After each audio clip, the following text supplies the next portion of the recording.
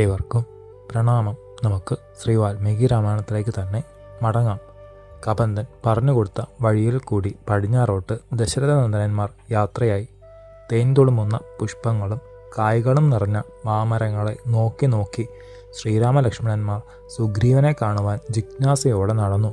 പമ്പയുടെ പടിഞ്ഞാറ് ഭാഗത്തിൽ രമ്യങ്ങളായ മരങ്ങളാൽ ചുറ്റപ്പെട്ട ആശ്രമത്തിൽ ശബരിയുടെ സമീപത്തിൽ അവർ എത്തി. ആ സിദ്ധതാപസി അനുജനോടൊന്നിച്ച് ആഗതനായ ശ്രീരാമദേവനെ കണ്ട് പെട്ടെന്ന് എഴുന്നേറ്റു. ശ്രീരാമചന്ദ്രൻ്റെയും ബുദ്ധിമാനായ ലക്ഷ്മണൻ്റെയും പാദങ്ങളിൽ വീണു വണങ്ങി. അർഘ്യം, പാദ്യം എന്നിവയെ യഥാവിധി നൽകിയ സത്പ്രദ ശിരോരത്നമായ യോഗിനിയോട് രഘുവീരൻ ചോദിച്ചു. ഏകാഗ്രമായി ധ്യാനിക്കുവാൻ ആരംഭിച്ചാൽ അനേക തരത്തിലുള്ള തടസ്സങ്ങൾ വരിക പതിവുണ്ട്. അവയെ മുഴുവൻ വിജയിച്ചില്ലേ? തപസ് ക്രമത്തിൽ വർദ്ധിക്കുന്നില്ലേ? മഹതിയായ താപസി ദ്വേഷം ഒതുക്കിക്കഴിഞ്ഞില്ലേ? ഭക്ഷണം തീരെ ഉപേക്ഷിച്ചില്ലേ? കഠിനങ്ങളായ വ്രതങ്ങളാൽ സമ്പാദിപ്പാനുള്ളത് സമ്പാദിച്ചില്ലേ? മനസുഖം സദാ വന്നു ചേർന്നില്ലേ? ഗുരു ശുശ്രൂഷ കൊണ്ട് സിദ്ധിക്കേണ്ടതേതോ അത് കിട്ടിക്കഴിഞ്ഞില്ലേ? ശ്രീരാമദേവന്റെ ചോദ്യങ്ങൾ ശബരിക്ക് അതിരറ്റ ആനന്ദം ഉണ്ടാക്കി. ആ സിദ്ധതാപസി ആനന്ദാശ്രുക്കളോടെ, ദേവ, എൻ്റെ തപസ്സിൻ്റെ ഫലമേതോ അത് ഇന്ന് കിട്ടിക്കഴിഞ്ഞു. പ്രഭോ, അവിടത്തെ കാണുവാൻ സാധിച്ചതിനാൽ ഗുരു ശുശ്രൂഷ സഫലമായി. എൻ്റെ മനുഷ്യജീവിതം ലക്ഷ്യത്തിലെത്തി. ദേവദേവ, അവിടുത്തെ പൂജിക്കുവാൻ സാധിച്ചതിനാൽ അവിടുത്തെ കരുണാകടാക്ഷത്താൽ ഞാൻ ഇന്ന് സംശുദ്ധയായി തീർന്നു. സ്വർഗമിതാ ലഭിക്കുകയായി. അരിമർദ്ദകനായ അവിടുത്തെ അനുഗ്രഹത്താൽ നിത്യലോകങ്ങളിലേക്ക് എനിക്കിതാ പ്രവേശനം കിട്ടുകയായി. മഹാപ്രഭോ, അവിടുത്തെ തൃപ്പാദങ്ങൾ ചിത്രാകൂടത്തിൽ സ്പർശിച്ച അന്ന് ഞാൻ ശുശ്രൂഷിച്ചു കൊണ്ടിരുന്ന മാമുനീന്ദ്രന്മാർ അതുല്യ ശോഭയാർന്ന വിമാനത്തിലേറി സ്വർഗത്തിലേക്ക് എഴുന്നള്ളി. ധർമ്മജ്ഞന്മാരായ ആ മഹർഷീന്ദ്രന്മാർ എന്നോട് അരുളി ചെയ്തത്, സൗമിത്രി ഒന്നിച്ച് ശ്രീരാമസ്വാമി ഈ ആശ്രമത്തിൽ വരും. അതിഥിയായി എത്തുന്ന ദേവനെ സ്വാദരം സ്വീകരിക്കണം. രഘുവരനെ ദർശിച്ചാൽ മതി അഖണ്ഡവും അദ്വിതീയവുമായ പുണ്യലോകം പോകുവാൻ. ആ മഹാതാപസി ആനന്ദാശ്രുക്കൾ ഒഴുക്കിക്കൊണ്ട് തുടർന്നു. ദേവ, അവിടുത്തേക്ക് കാണിക്കയായി സമർപ്പിക്കുവാൻ പമ്പാതീരത്തിലുള്ള ഉത്തമ വൃക്ഷങ്ങളുടെ സ്വാദിഷ്ടങ്ങളായ കായ്കനികൾ ഞാൻ സമ്പാദിച്ചു വച്ചിട്ടുണ്ട്. വിജ്ഞാനത്തിൽ അല്പമെങ്കിലും ന്യൂനതയില്ലാത്ത ശബരിയുടെ വാക്കുകൾ കേട്ട ശ്രീരാമൻ മന്ദഹാസത്തോടെ, മഹാതാപസ്വിനിയായ ഭവതി ശുശ്രൂഷിച്ചിരുന്ന സിദ്ധതാപസന്മാരുടെ മഹാത്മ്യങ്ങൾ പലതും ധനുവിൽ നിന്ന് ഞാൻ അറിഞ്ഞു. ഭവതിക്ക് സമ്മതമാണെങ്കിൽ ആ പുണ്യപ്രദേശമെല്ലാം ഒന്ന് കാണുവാൻ അത്യാഗ്രഹമുണ്ട്. ശ്രീരാമസ്വാമിയുടെ നാവിൽ നിന്ന് ഉതിർന്ന വാക്കുകളുടെ അർത്ഥം മനസ്സിലാക്കിയ ശബരി ആ വൻകാട് ദശരഥനന്ദനന്മാർക്ക് കാണിച്ചു കൊടുത്തു. പ്രഭോ, കരിങ്കാർ നിര പോലെയുള്ള മാതംഗവനത്തെ തൃക്കൺ പാർത്താലും മൃഗപക്ഷിഗണങ്ങൾ തിങ്ങിത്താമസിക്കുന്ന പുണ്യസ്ഥലത്താണ് എൻ്റെ ഗുരുവരന്മാർ അധിവസിച്ചിരുന്നത്.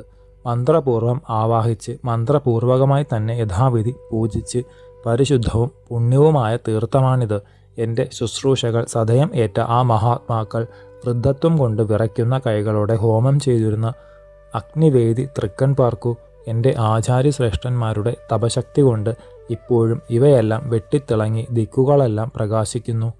വ്രതങ്ങളുടെ കാഠിന്യത്താൽ വാടിത്തളർന്ന അവർ സ്മരിച്ചപ്പോൾ വന്നു ചേർന്ന 7 ആഴികൾ ആണിവ. ഇവിടെ നീരാടി കഴിഞ്ഞ ആചാര്യന്മാർ വൽക്കലങ്ങൾ മരങ്ങളിൽ തൂക്കിയത് ഇപ്പോഴും ഉണങ്ങിയിട്ടില്ല. ദേവതാ പൂജകൾ വിധിയാവണ്ണം ചെയ്ത് അവർ സമർപ്പിച്ച താമര തുടങ്ങിയ പൂവുകൾ ഇതുവരെയും വാടിയിട്ടില്ല. പ്രഭോ, അവിടുന്ന് ഈ മനോഹരവന പ്രദേശം മുഴുവൻ തൃക്കൺ പാർത്തു കഴിഞ്ഞു. എന്നിൽ നിന്ന് കേൾക്കണം എന്ന് ആഗ്രഹിച്ചത് കേട്ടും കഴിഞ്ഞു. ദേവ, അടിയനിനി വിട തരണേ. ഏത് മഹർഷിവര്യന്മാർ ഈ പാവനാശ്രമത്തിൽ വസിച്ചിരുന്നുവോ അടിയൻ്റെ പരിചരണങ്ങൾ സദയം സ്വീകരിച്ചനുഗ്രഹിച്ച മഹത്തുക്കൾ ഏവരോ അവരുടെ അടുത്തേക്ക് അടിയനും പോകട്ടെ. ശബരിയുടെ ധാർമ്മിക വചനങ്ങൾ സഹോദരാന്യുതനായ ശ്രീരാമചന്ദ്രനെ ഏറ്റവും സന്തുഷ്ടനാക്കി. സത്വ്രത ശിരോരത്നമായ സിദ്ധയോഗിനിയോട് അത്ഭുതപൂർവകം ആശ്ചര്യജനകവുമായ വാക്കുകൾ ആണ് അരുളിയത്. അല്ലയോ മംഗളസ്വരൂപിണി, ഭവതി എന്നെ പൂജിച്ചു. ഞാൻ സംതൃപ്തനായി. ഏതൊരു ദിവ്യസ്ഥലത്തേക്കാണോ പോകുവാൻ ആഗ്രഹിക്കുന്നത് അവിടേക്ക് യഥാസുഖം പോകൂ. ഞാനിതാ അനുവാദം തരുന്നു. മാൻതോൾ ധരിച്ച ആ വൃദ്ധ താപസി ജരാനരകൾ ബാധിച്ച് വിറച്ചുകൊണ്ടിരിക്കുന്ന ശബരി ശ്രീരാമചന്ദ്രൻ്റെ അനുജ്ഞ കിട്ടിയപ്പോൾ ആ ജീർണ ശരീരത്തെ ത്യജിക്കുവാൻ സങ്കല്പിച്ചു.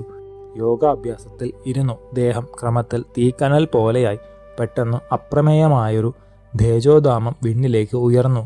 ദിവ്യങ്ങളായ മാലകൾ, വസ്ത്രങ്ങൾ, കുറിക്കൂടുകൾ, ആഭരണങ്ങൾ എന്നിവ അണിഞ്ഞ് ദർശനത്താൽ തന്നെ ഏവർക്കും സുഹൃതമേകുന്ന ശരീരത്തോടെ അമ്പരതലത്തിൽ പ്രശോഭിച്ചു.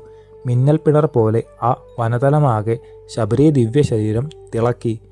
പുണ്യങ്ങൾ അനേകം ചെയ്ത ആ മഹാതാപസുനി ശ്രീരാമചന്ദ്രനെ ശിരസ നമസ്കരിച്ചു. ദേവന്റെ കരുണാകടാക്ഷം ശബരിക്ക് അനുവാദമേകി ഗുരുവരന്മാർ അധിവസിക്കുന്ന അനശ്വര ലോകത്തിലേക്ക് ആത്മസമാധിയാൽ എത്തിച്ചേർന്നു. ശേഷം ചരിതം നമുക്ക് അടുത്ത ഭാഗത്തിലൂടെ കാണാം. ഗുരുപാദങ്ങളിൽ സാഷ്ടാംഗ പ്രണാമത്തോടെ നമസ്കാരം.